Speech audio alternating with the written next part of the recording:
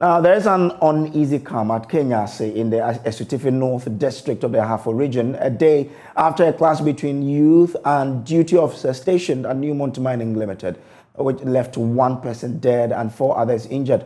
The youth, carrying various weapons, roamed the street, burning 2 vehicles, vandalizing another, and destroying property deep into the night. Sources say personnel from the formed police unit and counter-terrorism unit stationed with the Newmont company had an altercation with a motor rider, gunning one person down in the ensuing struggle on Tuesday. Now, his death sparked a revolt by the youth, leading to 4 more people being shot. The youth then took over a bridge between Kenyase No. 2 and into Trosso Road in protest. Police managed to calm nerves and are keeping watch today to sustain peace. Erastus Asaridonko was there for us. So we are here at Kenyase No. 2, where we understand that some 2 people have been shot by police. One is dead, according to the people here. We have not confirmed that independently, but another has also been shot and has been rushed to the hospital. Now, what we are learning is that this is happening over some abandoned material belonging to the Newmont Company Limited. That's according to these people. I will try to find out. Currently, as you see behind me, they have mounted a blockade there. The youth are very angry at the moment. They have their grievances, why they are angry. We'll try to find out from them why this is happening and why they are so angry. Let me speak with you. Diana Kosoa. Yeah, Timamufu, Jumani or Maimu. Animont, a buona, what to a real Boneguano, and yes, Yakofasi Bedi. A far bonus in your Banson or Masachi, no Yakotum. And no quite audio Kotum, Nankebush for Bako. Omodia Kotum, you are saying Kotum, Yomudono Mutu, Omo Yano Mastati to anything Yanuka say, Omadica to Obitu, Amano, Nippon Hospital. Yabedian Siantias, Yansia Baba. Yes, you bad demonstration. And almost 2 obisu 2 Nensa. What emergency is here? So, Newmont police. Was here from anti-robbers. I'm a casting them on the buy. Obedian almost start. I cannot hear a cocoa. I know minimum or green nada. So, I didn't know a question. I idea. On mine or some for if persuasion fail, force must apply. We will do everything possible for this community. Young slow mo. You bet me no say. I do so Pamiantina or Mubaya Jane. So Muyo Majin says he said Muba and Kumno Baba Kunyan Kwadia, Yedika and Suru. And the so my quite go ahead, say young Quack Sab one been bedded here. Can a mom script in the BNC more say, Wakako Yajima, yes, young chain. And I say, young massacred in Libya, quite so on Tracroma. We are working out to meet Tracroma. Because your chrono was some penny. But yes, your chrono.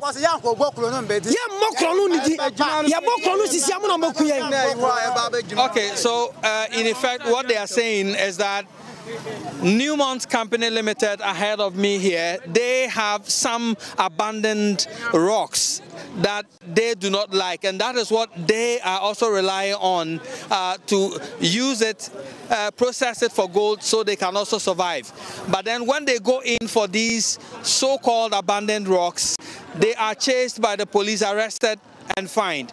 But these days, they are not arresting them anymore.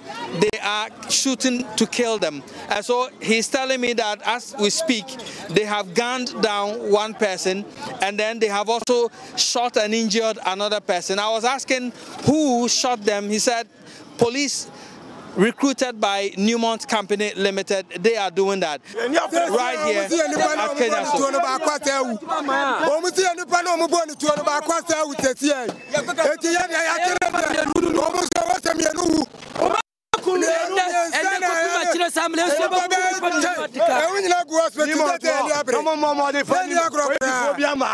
So he is saying that they just had information that the other person who was shot by the police has been reportedly pronounced dead, making it 2 of their people who have died and scores of others who are injured.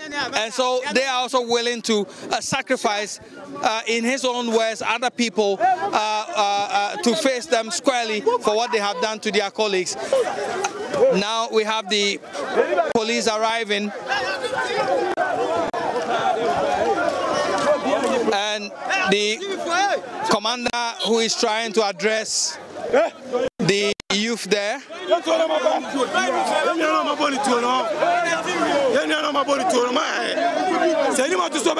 So the police are in, and you can see the commanders trying to have a word with the angry youth.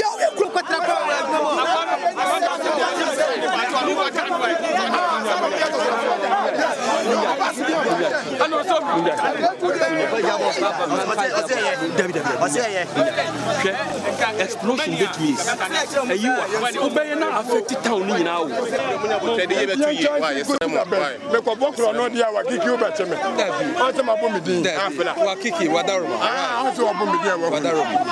They are trying to do their best to bring the situation under control, and you could see that they are not trying to inflame passions.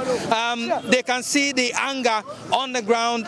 They can see the implements that people are holding, and they are not applying force at the moment. They are just trying to calm the leaders down, bring down their anger, and tell them that they should bring peace so they can have their grievances resolved.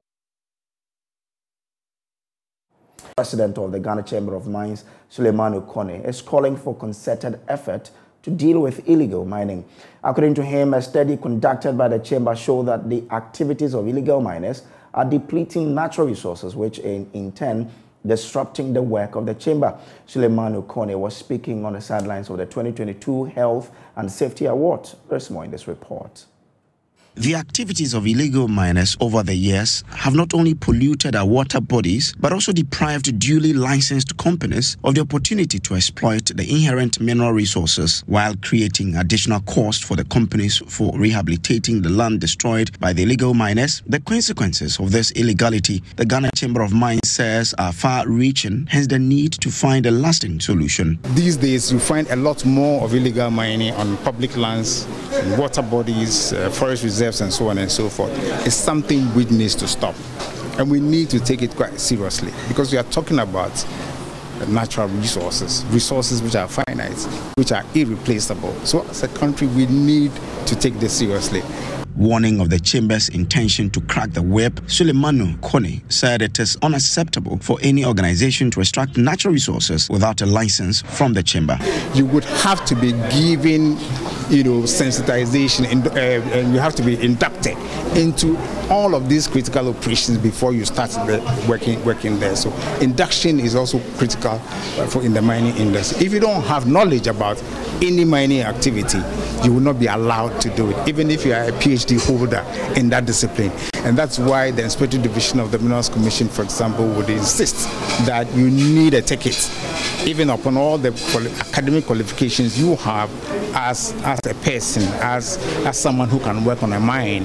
There are certain critical activities you would not be allowed to do unless you have a certificate. As part of effort to promote safe practices in the mining industry, Ghana Chamber of Mines Health and Safety Award 2022 focused on honoring organizations that are particular about the health of their staff and the safe extraction of natural resources. Asanka Gold Mines Limited was adjudged the Best Improved Mining Organization of the Year. Adamus Resources Limited won the Best Mining Organization based on occupational injury statistics.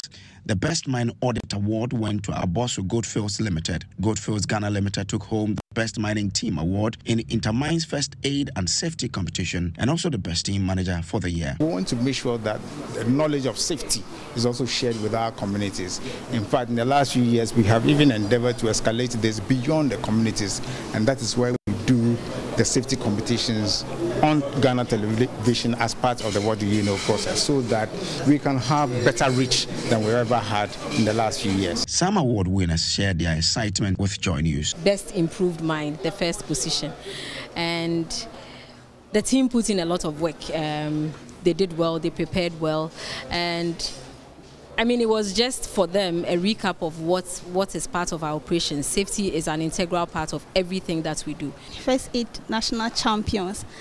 Actually, we are extremely happy and we are so excited about these awards. And the journey was not actually easy, but we fought through. Now, there's growing confusion in the camp of the governing New Patriotic Party as Majority Leader in Parliament, Oseche Mensah-Bonsu, is outraged at what he refers to as unfounded allegations against him. You would recall that some 80 New Patriotic Party MPs recently called for the immediate dismissal of the Finance Minister and the Minister of State at the Finance Ministry. According to them, the continuous stay of Ken Ofori-Atta in office is delaying the IMF bailout the country is seeking due to the fact that the minister has lost all credibility. They had thus petitioned the president to either remove him or face a boycott in parliament. Subsequently, in a JoyNews interview, the majority leader said the entire caucus was in alignment for the call for the embattled finance minister's removal. Then it was a decision that had the support of so many of them. So thereafter, I had a meeting of the entire caucus. Incidentally, the caucus, the generality of the caucus, I would say 95% of them aligned with the position of the smaller group in the caucus. And so it meant that we needed to take some major action. That was Tuesday. And we ferried the sentiments to the president. The president caused the meeting of the entire caucus. Once again, we met, and he made just a similar appeal as I had made. Sometimes when these matters come from elders in the party, they carry more weight. And so I think eventually they said that they will recline to consider what the president had told them. So when we reclined, we had a caucus meeting here. We debated the issues, and I stranded them out. First, the conclusion of the negotiation with the IMF. After a while, we had some agreement on that. Some were saying that, well, after the event, he should leave and hand over to another person to present the budget. But eventually, that one was also acceded to. And then it was, okay, if he presented the budget, he should leave.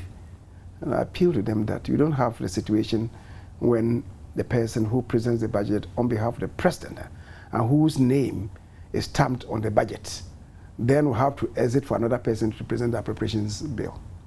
So eventually, after a marathon meeting with my colleagues, a 6-hour meeting, all these three proposals that I had put before them were agreed to. Now, according to the majority leader, Gabi Asare Ochre-Darko, an MPP stalwart and a finance minister's cousin, has accused him of instigating the call by some majority members for the removal of the finance minister. Last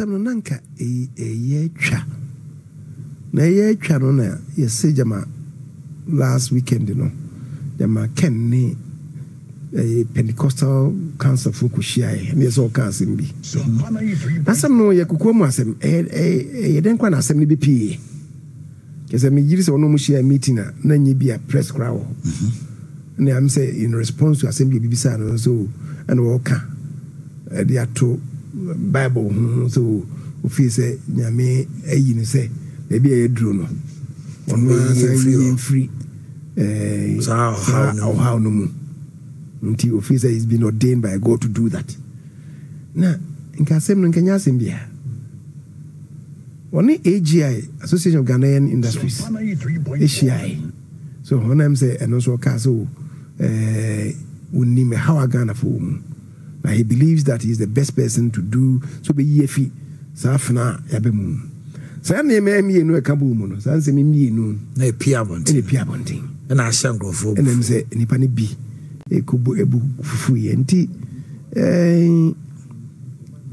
eko mrashe dwemu no na kese akoye hawo na akofa dede fufura asanyaba timno muhia brother no na sase mi kopie no kwasem na mi na mente sase no kra na sase mi kopie no mo se o enu nti no afedi omunti papa no kra bio na se ono ye best person they will let him know say the other people meet me lead or minor. I want to ask him about no Kasaya. Inti Yawada. Send in the Mexico because the chief of staff, any party no, Nanke, council of elders, Crasona, almost no man because to be on Nipano when we are in Fonekakra. Yeah. Inti me free meeting, Where meeting was Lisa, Chief of Staff or Party Chairman, General Secretary, and I think one of the Vice Chairs. About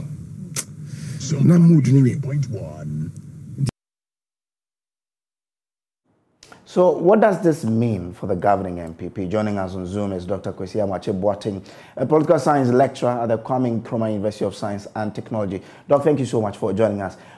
What's the potential impact of what's happening on the governing MPP? Thank you for the opportunity, and let me say good morning to your watchers and possibly listeners. We have on our hands a house divided and at a very critical moment in the life of the whole country and the government of Ghana. And then the house is the ruling party. A lot of things have happened of late, all emanating from the terrible economic situations that we find ourselves in here in Ghana. I look at it from this angle. One, the action of the MPP members of parliament in calling on the president to sack the finance minister, then the other person from the office of the president, to me, flows from what many Ghanaians have been saying for some time now. Civil society activists, people from academia, members of the opposition party, and then eventually the MPP itself. At the same time, we have a continuous deterioration of the city. Yes, but Doc, in the midst of all of this, the majority leader and Gabi Otredakun, who is seen as a very powerful person in this government, even though in the shadows. What does this clear confusion, mean to the MPP? What sort of impact will it have on the fortunes of the party? If we look at the fortunes of the party vis-a-vis the next general elections, then I would say that it is dim, actually. It is very dim. You look at it from what happened to the president in Ashanti region. Some time ago, before President Nana Addo came into office, here in Kumasi, anytime he came here, everything came to a halt, standstill, women lying on the floor with their clothes and people singing his praises. And then he comes to the same place and you have people hooting at him. And many people said that he could not even stand in his the open top of the vehicle. The vehicle was locked and he simply couldn't engage the members of the public. People who know how he has been going about things here in Kumasi were wondering, because that he would normally get down, buy an orange, buy some corn, and then we'll be eating it, engaging individuals. He comes here this time, they hoot at him. Majority leader comes here, he was hooted at, he threw water sachet at him. One, a vote of no confidence in Nana Danko as an individual. Well, that's fine. So in this seeming confusion between the majority leader and Gabi Otredakun, what is the way out? How should the party approach this matter? You see, I've listened to that thing on the internet, the full interview that the majority leader granted. And he asked a very significant question. The locus of Gabi Otredakun in the government structure here in Ghana. What should people do? The time has come for the party to come strong and allow government to work the way it has been structured. There's no place for Gabi Otredakun. So the time has come for him to simply step aside. And if he knows it or not, he's one of the reasons that these things are happening. You see, when the majority in parliament comes out to say what they are saying, in a way, they are forcing the hand of the president to do the needful. Quickly, let me relate to Dr. Bawumia's response to what came out of analysis investigation. Dr. Bawumia writing that Mr. Dubois should be, quote, summarily dismissed, end of quote. is an indication that he is also fed up with something that he knows, and he was also tying the hands of the president, of his boss, virtually giving him no option, no alternative than to act the way he, Dr. Bawumia, sees it. In a way, Dr. Bawumia dictating for the president. No, we are in interesting times when a president has lost credibility, complete legitimacy. The party is in bad business. Okay. And I see the action of the majority as an attempt to salvage something. What holds in store for the party? Something very terrible. I don't expect any miracle to happen between now and the time we go to the polls. One, because of time. Two, Ghana is not going to get any massive injection of capital from anywhere. And when this injection of capital comes, because we have not built the structures, how are they going to get the economy to fare better? Okay. Because the structures that will make the economy work domestically are control over food that we eat here. We don't have structures down to ensure this. So in a short run, even if you inject capital, the outcome will be abysmal. Okay. All right. I'm grateful to you, Doc, for joining us here on News Desk on the JoyNews channel. Now, that's Dr. Kwesi Amachi-Boateng. He is with the Political Science Department, University of Technology in Kumasi. Now, the Finance Minister, Ken Ofori-Atta, is covering up for someone, and that's the reason he does not want to resign. This is according to statesman and founding member of the governing MPP, Dr. Nyaho Tamaklo. The Finance Minister has come under intense pressure to resign, but he will not go until he's done with negotiation with the IMF, negotiating the IMF deal for the country. At least that's according to President Akufo-Addo, after over 90 majority MPs petitioned the president for his removal. The minority have subsequently filed an essential motion against him to start processes towards his removal. Public hearing into the vote of censure led by an ad hoc committee began on Tuesday. Adding his voice to development so far, Dr. Nyaho Tamaklo believes the only reason the finance minister is refusing to bow out is because he's covering up for someone. He spoke to my colleague, Benjamin Akapo. Let's focus a bit more on the economy. President Akufo-Addo enumerated a 12-point plan in his economic address. We've mentioned one of them, import substitution. In recent times, on the back of developments in the economy, currently, if you look at October inflation, it stands at 40.4%. The CD is still trading to the dollar at around 15 CDs, 14.50. Depending on where you go, people even quote prices as high as what, 17 CDs, depending on where you choose to go. But that's not the official Bank of Ghana rate. Then you look at the IMF situation. When you contemplate all of this, and the fact that recently, I actually heard you talk about the 80 members of parliament on the majority side who had tried to get out the finance minister, Ken Ofori-Atta, a novelty in the Fourth Republic and, you know, across the history of our country. You said they had earned your respect, but going back after having listened to Mr. President and saying, okay, they will agree for him to read out the budget statement, go through the appropriations and all of that, do you feel they have failed? I don't think they have failed. And I think quite recently, before Parliament opened, or the first day of Parliament, they came out with another statement that they still stand by what they said. And to me, that means a lot. You see? But they didn't get what they wanted at the time. They pandered to Mr. President, who said, wait for this period. And tellingly, we don't know when exactly he's going to be relieved of his post, if he ever will be. No, the point is that the 80 young men from my party who came out and spoke their mind clearly, some of them even said, we are not building a dictatorship, which I like a lot. We are not building a dictatorship, which follows they have seen where the party is being taken to. Now, what really interested me in their latest statement was that they still stood by what they said. If Parliament, if the government is going to push, what do you call it, the budget through Parliament, they will not be part of it. They made it clear. Right. And this is a very, very important statement. You hardly hear about this, such things. You hardly. Apart from few people who have resigned on principle as ministers, and that long ago in this country.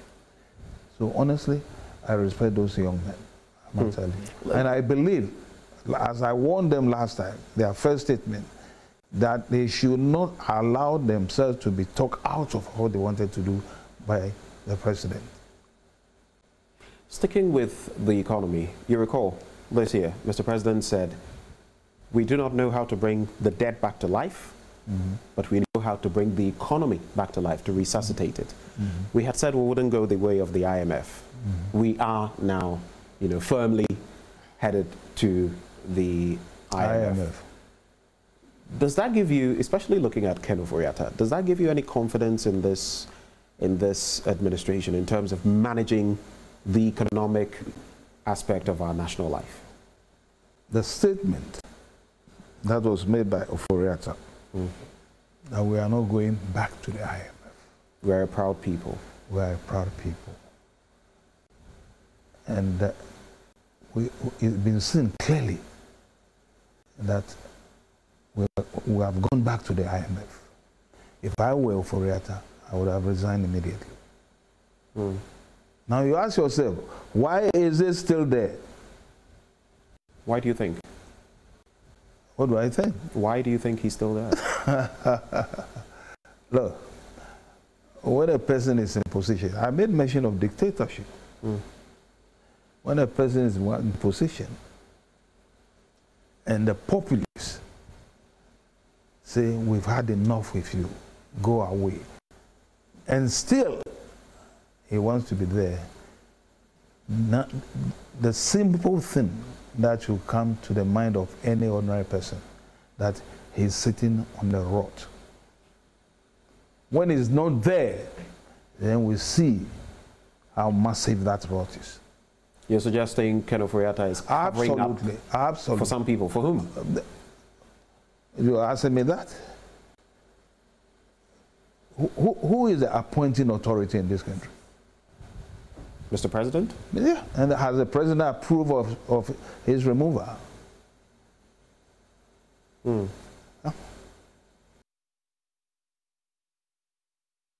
Yeah, I want to close there in an interview with my colleague Benjamin Akapo. Now, let's return to our story from Kenya, where we're told the situation there this morning is still tensed after the altercation yesterday. Joining us on Zoom is Samuel Ose, who is Communications and External Affairs Manager, Newmont Ahafo. Sammy, thank you very much for joining us. Now, what does the company make of what happened there on Tuesday?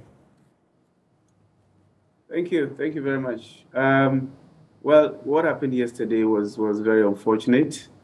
We woke up yesterday morning to hear about some confrontation between the police and some community members, leading to some shooting incident which killed one person, and then 4 others were subsequently, injured. Now, following that, the young people decided to kind of go on a vengeance spree and targeted Newmont.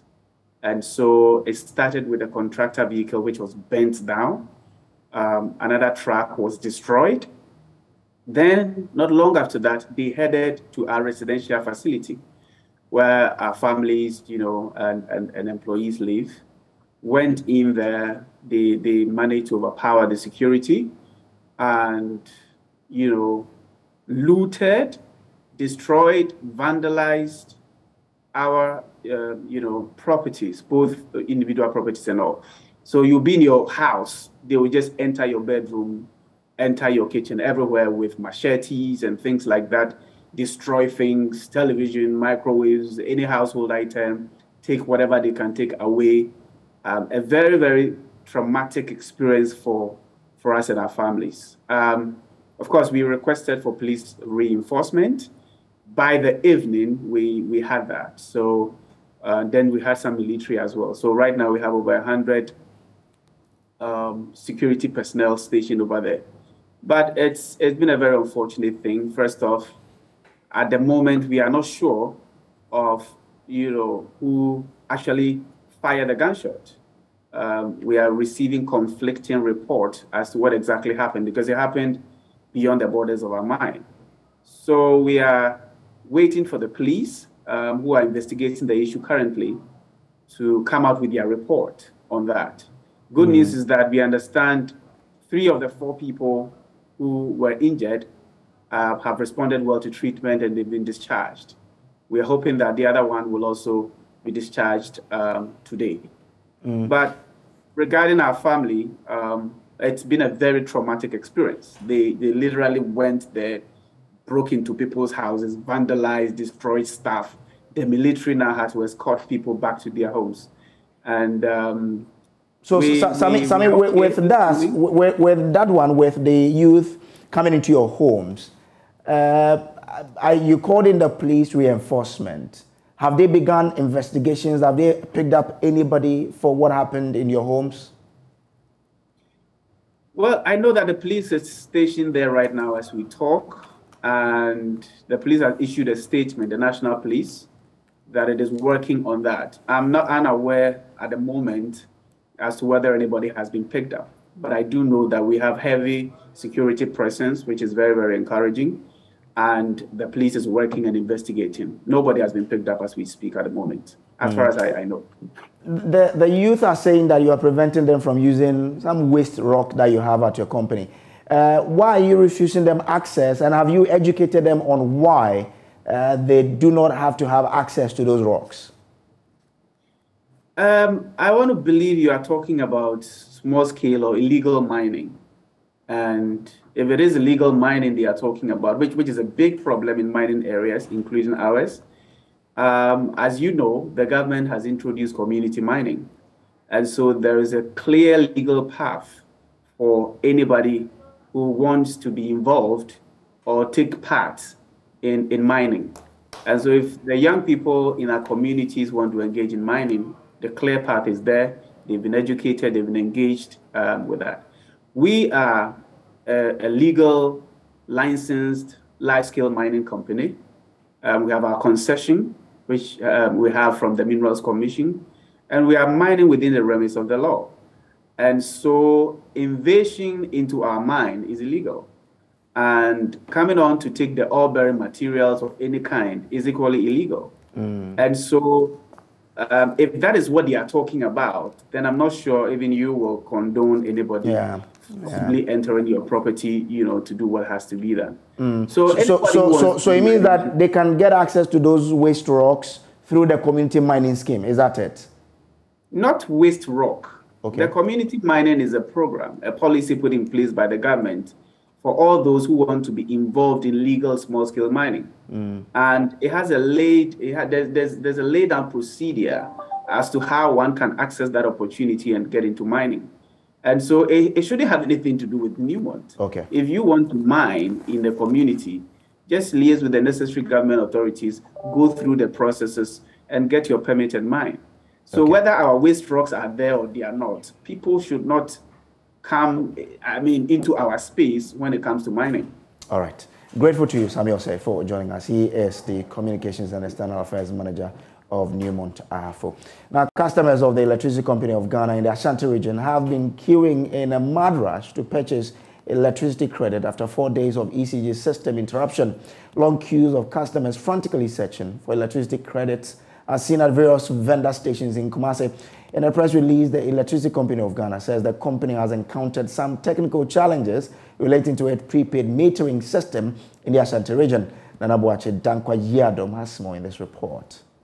Long queues of customers of ECG, some of whom have been without electricity for days in Kumasi.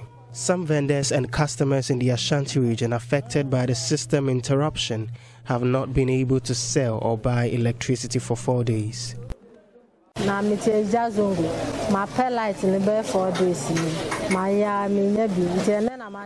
have been searching for lights for about 4 days now, but I'm unable to get some. My room has been full of heat and it has destroyed my meal.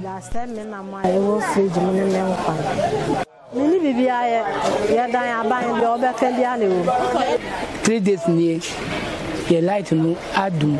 me koto credit 100 series on the first 3 days 3 days ago.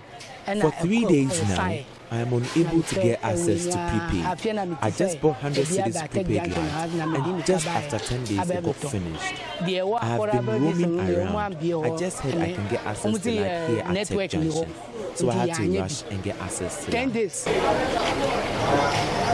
We turn on the first, on the 10th night. I almost promise you, say, Ebeba and Monday.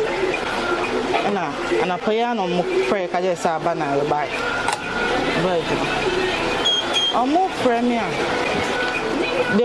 We have been promised a fourth restoration on Monday, and it just came.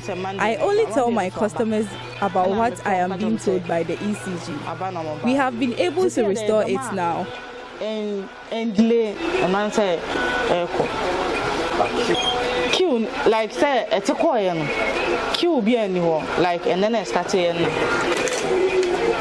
Eba, maybe hand there, even say first to Q no there, sometimes I know, even so, baby, sometimes we only go about 1,000. So let's bring you to Accra for a quick check at some vending offices of the ECG on the status of the situation. My colleague Michael Papani Ashley is in time, joins us from the Roman Ridge office of the ECG for update. Michael, where have you been and what can you report?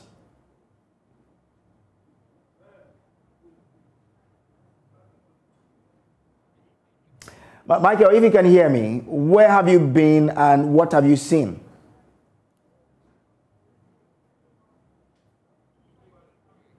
Okay, so the ECG seems to be still having challenges with its metering system.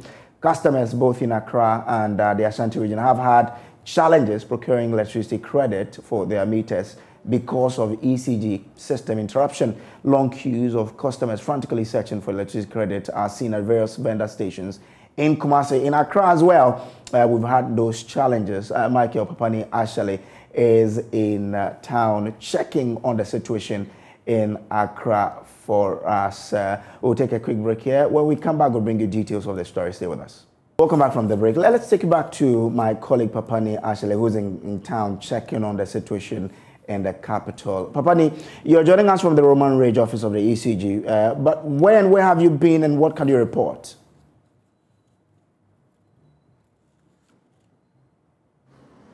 So first off, I started off from the Accra West Regional Office in Kaneshie, where I tried to assess the level of impact and again what has been the intervention from management of that particular region. This is an operational region, I should put that across. Again, we also managed to check from Dansuma and some of the vending centers there. And finally, we ended up here at Roman Ridge District Office here under the Accra East Regional Operational Region of the Electricity Company of Ghana. So, Brace, what really the challenge I've been told, even though they don't speak to us on record yet, what I managed to gather so far is that they mainly had challenges with vending. And vending would include some of the different types of meters that they have. So some people have the Nuri meter here. So if you have the Nuri meter, it would have been difficult to recharge. And this is mainly for prepaid users. Some other users here, we have the MMS compliant meters as well, had some challenges. But we are told that the eCash platform, for those who were buying their prepaid or recharging their meters over the eCash platform, they had no challenges. But as it stands now, Wednesday, November 16, I am told that a majority of these issues have been resolved, except for challenges retrieving the history of those who are using prepaid meters, or in technical terms, what you call the CMS platform. So this as far as we know, but the queues that we reported right from Kumasi and the Ashanti region to the Greater Accra region, I can tell you on record that right now they have reduced to clearly almost nobody here who is frustrated and been waiting for days to buy or to recharge their meters. My colleague Papani Ashley joining us from the Roman Ridge office of ECG. There, we'll take a quick break. We will return with business. Stay with us. Hi, welcome to Business. My name is Darryl Kwao. The Ghana Chamber of Telecommunications has called for the reduction of the electronic transaction levy from 1.5% to 0.1%. Speaking to the press at the launch of the Mobile Industry Transparency Initiative Report 2021, CEO of the Chamber, Ken Ashigbe, said a reduction to 0.1% will make the tax affordable and encourage people to comply. Here's more. The Total Tax Contribution Report, which forms part of the Mobile Industry Transparency Initiative, analyzes taxes paid by telecoms operators and its impact on the industry and society. Bemoaning the overburdening of taxes on the telcos in Ghana, CEO of the Chamber, Ken Ashigbe, called for the government to reduce the electronic levy, popularly known as e-levy, to 0.1%. According to him, the tax is retrogressive in nature and should be structured well to make it affordable and easy to pay. And already, if you look at the fact that government had projected 6.9 billion, had to revise it to 600 and something million, and that has not happened. It's because the elasticity of demand for, the service is not elastic. So if you really want to let people, and the way we have structured e-levy is very regressive. It impacts the poor as high as impacts the rich. So if you really want people to be able to pay this, then they should not think about it when they are paying it. The only way to be able to do that, and there's empirical evidence to show in other areas, if you take the Tanzania example and all of that, is to reduce, the incidence of the tax. Now, the Manga Station of Savannah Agricultural Research Institute of the Council for Scientific and Industrial Research has developed and is set to release a new variety of cowpea to farmers in the Upper East region. It is genetically modified to be highly resistant to a cowpea pest known as maruca. Here's a report by JoyNews' Upper East region correspondent Albert Sori. Manga Station of the Savannah Agriculture Research Institute of the Council for Scientific and Industrial Research, located in the Binduri district of the Upper East region, previously released 3 varieties of improved cowpea known as Wankai, Cakehouse Benga, and Songotra to farmers. These varieties were only traditionally improved and not genetically modified. Now, the Institute is set to release a genetically modified cowpea known as transgenic Songotra, or simply GM cowpea. This new cowpea variety is modified to be highly resistant to a stubborn cowpea pest known as maruca, but it also has other qualities. Dr. Salim Lamini is a research scientist at the Manga Station of the Council for Scientific and Industrial Research. Transgenic Songotra is virtually disease-free as compared to what you will see in some fields with the original Songotra. So apart from the maruca resistance, it's also quite resistant to other diseases like this smart leaf spot. Most of the time, you will see that the farmers would spray in excess of 4 to 5 times before they can have any reliable yield, primarily due to maruca infestation.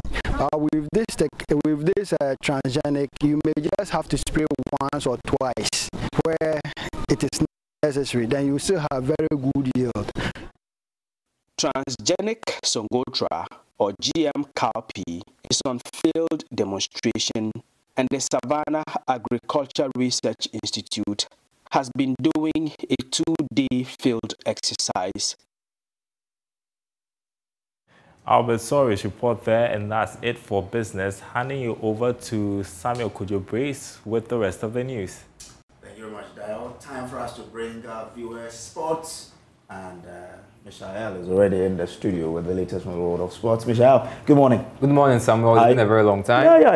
Yeah. What's the latest from the world of sports? I'm sure we're going to talk about Black Stars. Not exactly about the Black Stars, just about the World Cup. The countries who are landing and kind of, getting ready to play their first games in the World Cup. Just last night or early part this morning, England landed in Qatar. They are playing their opening game on the 21st. And so, you know, they made the semi-finals in the last edition in Russia. Unfortunate to just get to miss out via penalties. And then after that, they went to the finals of the Euros. Meaning they're having just slight progression. And then Harry Kane, their captain, said that they are hopeful that they can take this final step from a semi-final of the World Cup to the final of the Euro and losing in the Euro final. Now you don't, obviously the next thing will be to take that final step and hopefully win not hopefully for them, hopefully for Ghana, but yeah, hopefully for them, they want to win the World Cup. So apart from England, Netherlands have also touched down in Qatar. Wales have also touched down in Qatar for their first World Cup in 64 years. The last time they made it was in 1958, and Robert Page and his men are raring to go, obviously with Gareth Bale, you know, who'll be hoping to be the anchor for the team and just make sure that is he at the top where it was a few years ago? Definitely not so much, really. But like definitely. But it can be influential. Well, yeah, and especially since because this tournament needs or favors experience.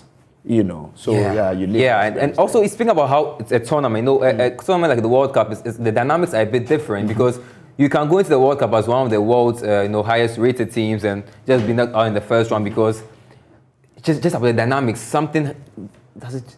It's about luck or what doesn't go your way, and so sometimes you see the lesser ranked teams doing big things. For instance, Germany gets knocked out in the group stage after winning in 2014 and all of that. So. Yeah, so I mean about the Black Stars, they are currently in Abu Dhabi. They'll be playing a friendly game with Switzerland tomorrow. And Switzerland, by the way, are already in Qatar. So they'll play tomorrow at 10 a.m. before flying over to Qatar for the. But if Switzerland is in Qatar, it means that they're going to fly over to. Because the game is in Abu Dhabi. So Abu Dhabi, I'm sure they're going to have to fly. Maybe they're going to do that today or something like that. So currently have about 10, 15 or 32 teams because. Also, there's Denmark, who's also in Qatar. There's Ecuador, who are playing the first game versus the host on Sunday. There's also Denmark. Yeah, Denmark are also there. And so the teams are just getting ready, getting prepared to blast off because it's a very special World Cup, first ever being held in the winter season for special reasons because of Qatar's weather conditions and all of that. So hopefully, definitely on Sunday, we'll have a full house and Qatar and Ecuador will kick us off. Yeah, I'm sure the full house should be on Saturday because there's going to be opening ceremony on Sunday. But so the countries don't represent. It's just the hosting country and the team they are playing with their fans and also the party, opening ceremony party and all of that. So yeah. Okay, all right then. But I'm sure Ghana will go far in this World Cup. We have to have belief in the boys. We can. Well, let's support them. Let's have that. Let's give them the belief that look, we believe they can do something. That's how. Yeah. When your manager believes you can deliver, what do? You deliver to repay your manager's trust in you, isn't it? So the whole country should rally behind the Black Stars. No matter what is happening, let's tell the guys we know they can deliver. But I think the issue with the Black Stars is not about their quality because if you look at these Black Stars individually, they are a very good team. Just the downside of the team is being a unit. They've not been together for a long time, especially, let me tell you this, 26 players, only 2 of them have World Cup experience. They are you and his brother Jordan. So that should tell you what we are walking into. You go against the likes of Portugal, the Portuguese squad, they have a number of people who are these guys want to make a name for themselves, so let's see. Let's see how it goes. All right, then, thank you, Mr. Ayal. So that's how we wrap up this bulletin. There's more news on myjoyonline.com. My name is Samuel Kojo. Brace, do enjoy the rest of our programs and have a great morning.